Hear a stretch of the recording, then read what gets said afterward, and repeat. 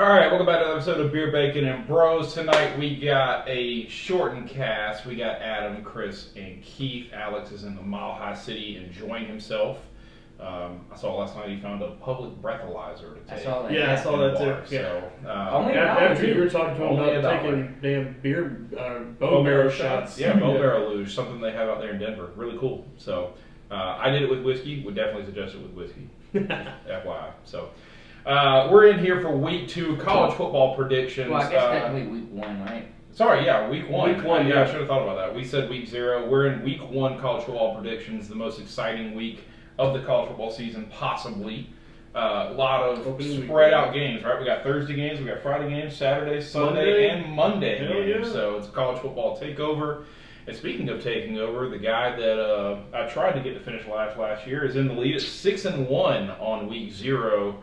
Adam and I are right there at 5-2 with them, and then Alex at 4-3 after a little bit of he was going to shock the world with Navy over Notre Dame. a little bit of a rough week 1. Alex's misses Notre Dame, New Mexico State, and FIU. So we all missed the New Mexico State UMass game. Yeah, I think everybody was wanting. Yeah, everybody was a little flabbergasted about that one. Yeah, good showing by UMass. So, well, as normal, we got 10 games on the slate. Exciting stuff. I picked some of the more popular games, some bigger spreads on some of these, but definitely the more known popular games. Yeah, more popular games. So we'll start with the Fighting Deion Sanders of Colorado versus TCU, a completely rebuilt new TCU offense at home. So at the moment, Vegas has this as a 20.5-point favorite for number 17 TCU.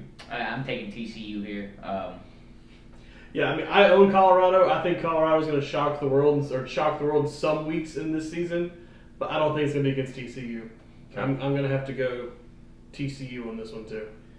Yeah, I think I'm going to go TCU. I will say this: I certainly think this is a lot closer game than 20.5. I think Deion can keep it in there. Yeah, I mean, Deion got a lot of talent to come in. Yeah, I think Vegas. I think you could take Colorado plus the points. I would and be okay. not sweat it. Yeah. Game 2, we got Nebraska, the new look Matt Rule Nebraska Cornhuskers at Minnesota. This is a Thursday night game at 8 o'clock, I think. So.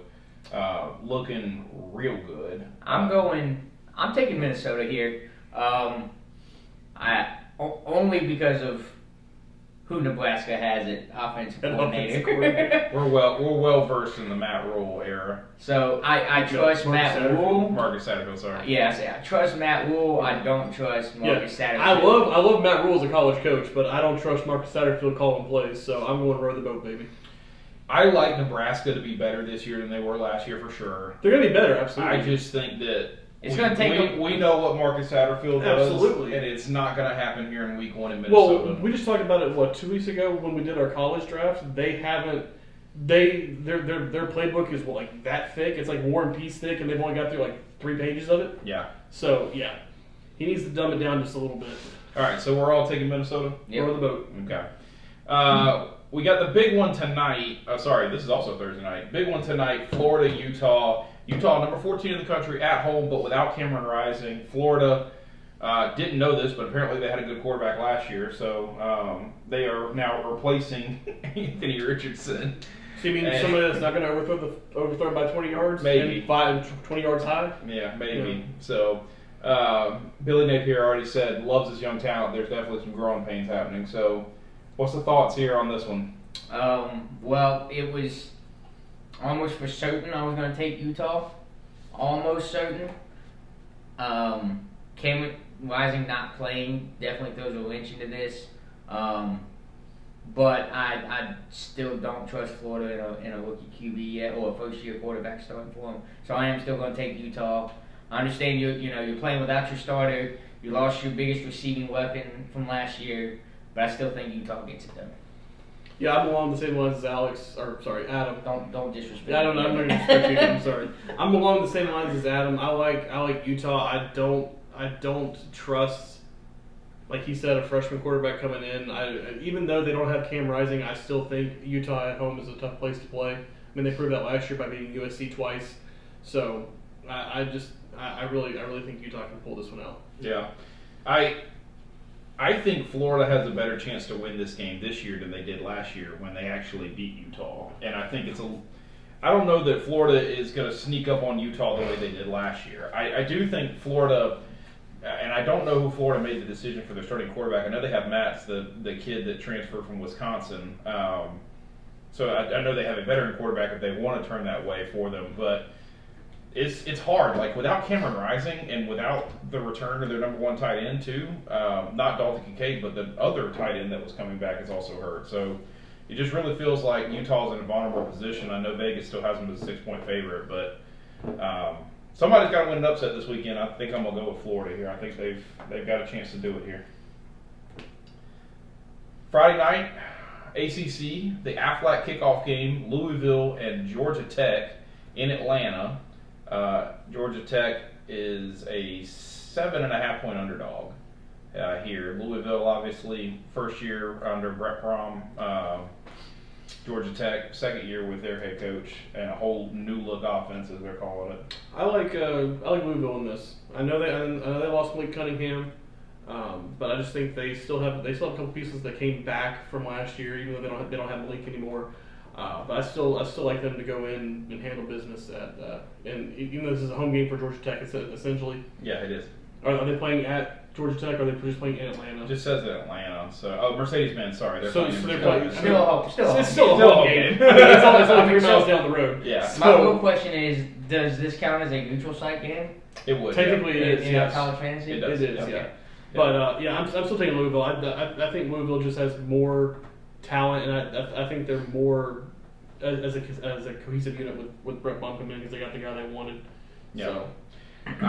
I think that Georgia Tech will surprise some people this year. Obviously, Yeah, they're going to be a good team. Yeah. When you get away from that triple option that they've been running for 2 decades, Thanks, 3 Paul decades, Johnson. 4 decades, 5 decades, somewhere in there. Yeah. So Thanks, Paul Johnson. I do think that they will get to a spot where they're more of the 2023 style offense. Hayden King, their new quarterback from Texas A&M transfer, is a guy that I think can give them that spark and an ability to play that way. But they got to prove it on paper for me before I believe them. So give me Louisville. Yeah, I'm taking Louisville as well. Again, same things you just touched on. Georgia Tech's new offense, second year. He doesn't quite have his guys in there yet, I don't think. No. And like you said, prove it to me before I can start taking you. Quite an interesting game. Boise State, huge season last year for them. I know they ended up losing the conference championship game to Fresno State, but they ended up beating North Texas in the big bowl game as well, so they came out with 10-plus wins. Washington, obviously a very hyped-up team this year. Top Very 10, they returned their quarterback, Heisman Trophy candidate, playing in Seattle in Husky Stadium. Washington, a 14-point favorite. This is the top Vegas spread pick, or against the spread pick for Boise State right now. Upset I mean, Not really an upset alert, but a cover alert. So I think Boise State can cover the 14 definitely. I think Boise State is a good enough team to be able to cover that spread. I still like Washington to take this though. Being at home with Michael Pendrix coming back, I think it's gonna be hard to stop that Washington offense. yeah, Even though Boise State has a good defense, I just think it's gonna be hard to stop that Washington offense. this is one where I'm okay if Boise ends up winning this and proving us wrong. I think I have to take Washington just because of the faith I have in Michael Penix Jr. and that offense. Plus, they just get to be at home on opening night. Yeah, I mean, home at night. Sorry, not at night. This is a 12 o'clock game, 12:30 game for them. Oh well, still Yeah. home. Yeah, home. Either Yeah. way. Yeah, y'all touched on it all. I'm taking Washington. Okay. This is a sneaky good coming up rivalry game. This should be a good game. This is a 3 overtime game last year. They were really close the year before as well, within I think it was 4 points. So UTSA Roadrunners going to the Houston Cougars. Houston, Texas, 94 degrees. UTSA is a 2-point favorite on the road. I'm taking UTSA here. I'm taking UTSA over Houston. I love where UTSA is right now with another in Harris. I think he's a 5th-year quarterback for them right now, coming into a new conference. A lot of hype around San Antonio and this program. So I think they're trending in the right direction. I think they are too. Yeah. Tough bowl game against Troy last year, but I like. It was a good game though. It was a good game. It was a very good game. It was a competitive game. They were in that game. Yeah. So I like my chances. I'm with you. I'm taking UTSA. Yeah, I'm going UTSA as well. I like UTSA in this one. Boy, we're being real different here so far.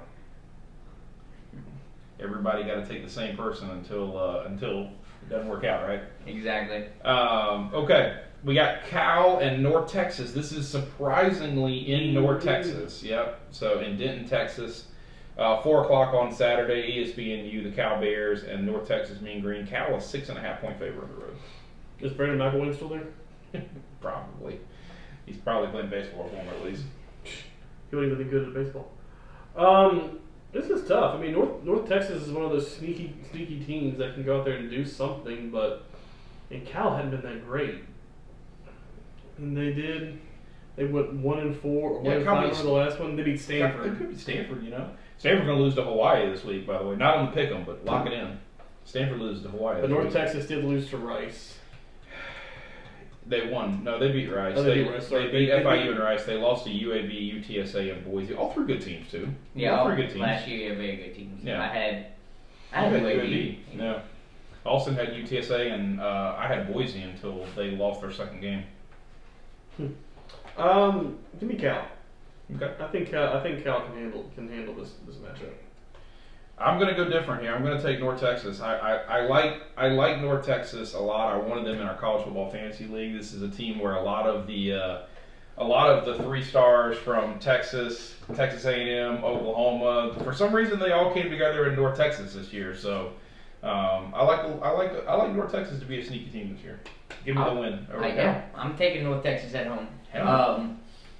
Before I came over here, I was discussing it with my dad, and I told him, I was going to take them with the even being 6.5-point dogs at home.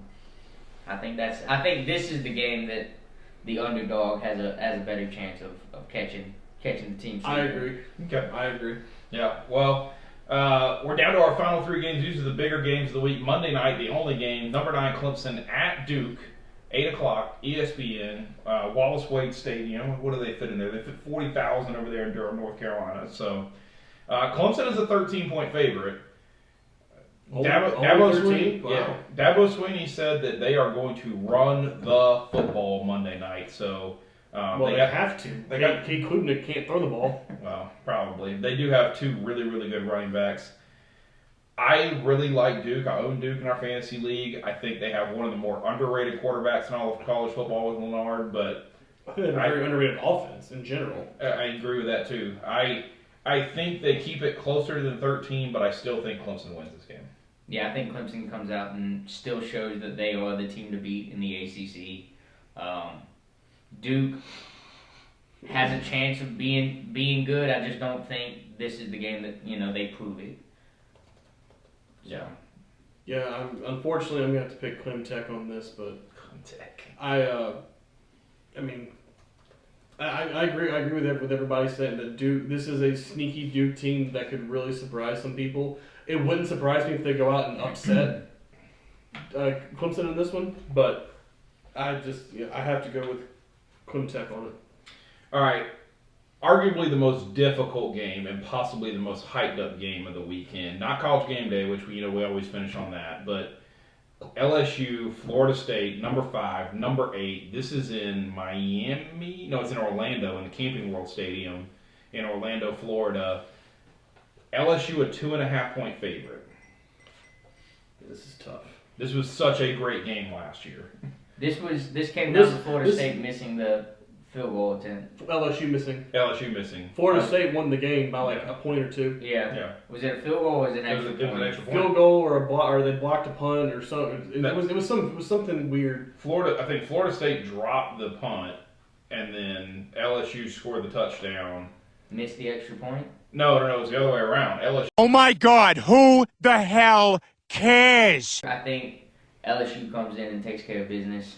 Yeah, this has been hard for me all week. I say on paper that Florida State is the better team. I agree with that, but I think that chip on LSU's shoulder is what is going to give them the edge here. Yeah, I like LSU. I think it's a sleepy good year for LSU, but I like the advantage on Orlando. I like the confidence of the great season last year, and I think on paper right now, Mike Norvell has the better team.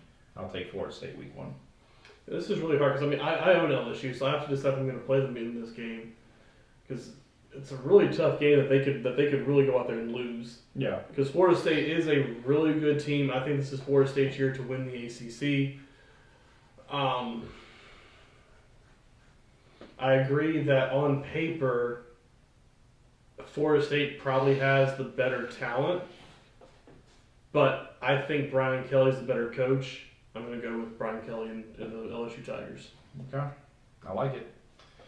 All right, down to the final game, College Game Day, Charlotte, North Carolina, Bank of America Stadium. You got the University of South Carolina, the University of North Carolina. This is what they're calling the Dukes Mayo Classic from the wonderful Dukes Mayo Bowl a couple years ago. That dominated, by the way. That South Carolina did dominate. Completely different teams now, though. This is a totally new South Carolina and North Carolina Because we actually team. have a quarterback, though? Also true. North Carolina, a 2.5-point favorite right now. So with this is tough for me too because I own South Carolina as well, so I have to decide if I'm going to protect them or not. But I think because we discussed this earlier today in our group chat that North Carolina's defense on the secondary side is very choppy, and I think Rattler can go out and especially getting Juice back. You have Xavier Legette out there. You've got Trey Knox coming in as a big-time tight end. Joshua Simons came out and proved himself to be a very valuable receiver in the passing game in camp. It's really going to come down to who can stop who in the fourth quarter in this one, I believe. I think this is going to be close to a shootout more than a defensive struggle. Probably, yeah. I think this is going to come down to kind of a shootout because you've got two Heisman potential quarterbacks in Drake May and Spencer Rattler going up against each other. North Carolina did get their receiver to come back, right? No. Oh, I thought he got cleared. No, well, sorry. The transfer receiver from Georgia Tech, I don't know whether he got cleared or not. I think he will end up getting cleared. But they do have J.J. Jones as well, was their second or third best receiver. The kid that went to North Carolina over us. Yes, that's from Myrtle Beach. From Myrtle Beach, yeah. So they lost their number one receiver in Downs, but they arguably got back their second, third best receiver on their team. I think our defense is going to struggle on the front side of it. I think our secondary is going to be just fine. It's going to be if we can stop their runs and keep them contained on third down. But give me the Cox. We're 7-9. We're 7 out of 9 wins since 1982 against North Carolina. We've only lost 2 games to them in the last 30 years. So give me the Cox. Okay. I've been struggling with this one as well. We're all Gamecocks fans, so it's hard to root against your team. But some of the things you look at, and you're like, all right, North Carolina, Heisman Trophy candidate, dude only threw 7 interceptions last year while throwing for 40 touchdowns and 4,000 yards. Top 2 running backs back. Big transfer wide receiver. Still don't know whether that guy's cleared or not. J.J. Jones coming back. Their defense, like I said in our group chat today, their defense looks like a cheese grater. It's got so many damn holes in it. Mm-hmm. But it's like, South Carolina had an issue turning the ball over last year too.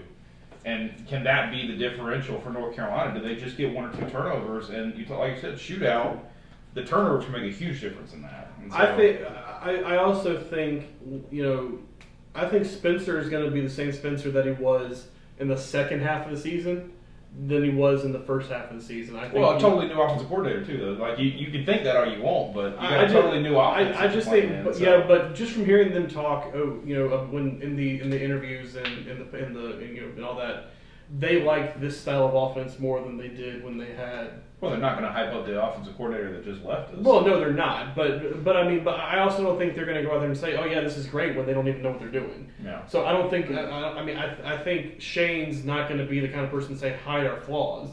He's going to go out there and tell it like it is, and I think that our offense is much better. And I know we don't have a true running back. We still have Juju McDowell. Yeah. But I like the addition of Decarrion being in the backfield. You get that man in space. He's a home run threat in space. Yeah. So both of them are home run threats in space. So I think we can get it done. I'm going to go South Carolina. I'm going to go South Carolina, an extremely close game. I do think it comes down to turnovers. If South Carolina turns the ball over 2 or more times, they lose the ball game. But I think that South Carolina's defense is just an edge better than North Carolina, so maybe there's a chance for a stop or two where they need it. I think y'all made both great points. But yeah, I'm going to be a homer. I'm going to go with USC as well. Drake may expose our secondary though. Oh, I think he has the potential to do so, and if his receivers are on point, then it will be. I think he could throw for 350 on us easy. I think he throw 400. I mean, it is very, very likely he could do that. Yeah. And it could be, was it Jordan Shipley from a couple years ago that played at North Carolina, the white boy?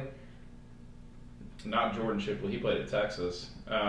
What did Shipley went there? What was his name? You're talking about Ryan Switzer. Yeah, Ryan Switzer. Yeah. Yeah, but if I understand I was a completely different North Carolina team then, but I the kid went for 300 yards one, not really. I think it was 180, 200 yards. But if Drake may could easily put numbers up like that, easy. Yeah, it's gonna be something to see. I mean, I'm excited about College Game Day choosing what. I mean, the choices were basically Florida State, LSU, or South Carolina, North Carolina. Absolutely. And so, of course, College Game Day will choose the Florida State Clemson game probably, and they will probably choose the LSU Alabama game as the season goes along.